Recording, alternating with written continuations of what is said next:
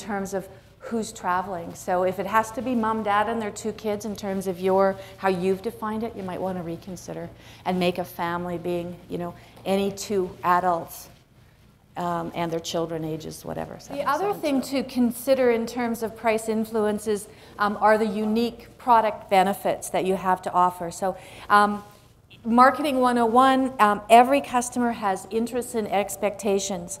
And this grouping represents their key motivations based on their customers, their needs, their desires, their concerns, and their fears.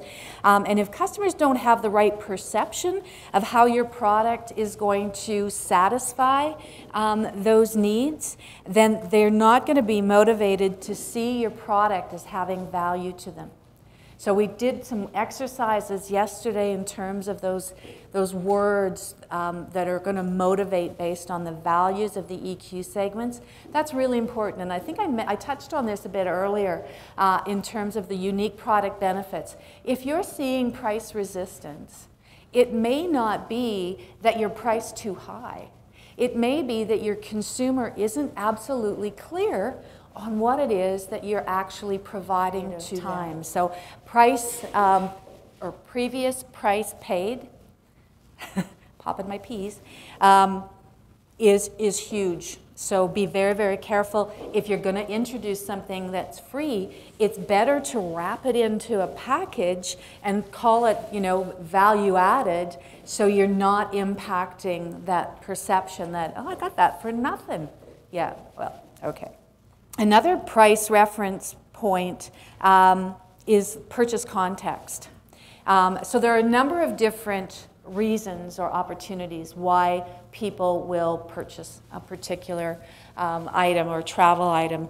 And the example being in terms of, let's use accommodation, I may be traveling on business. And so when I'm traveling on business, it's on my expense account. And so I'm simply looking for a fair price.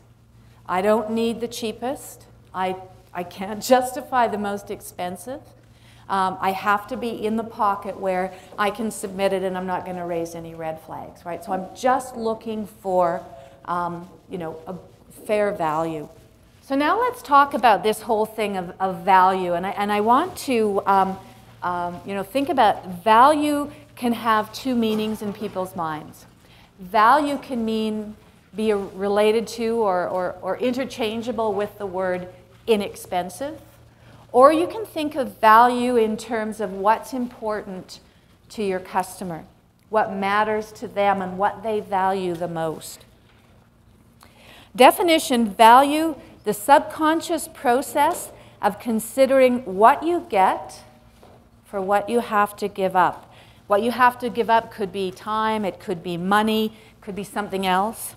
So if you want to look at the price, the value equals the benefit in the price, you take a look at, if you want to increase the value, then you need to increase the benefit or decrease the price. Increasing the benefit may be as easy as making that benefit more obvious to me. Don't hide it.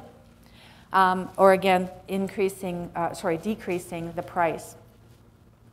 I think the kicker here for you to remember is that in terms of price, that's what we think about last.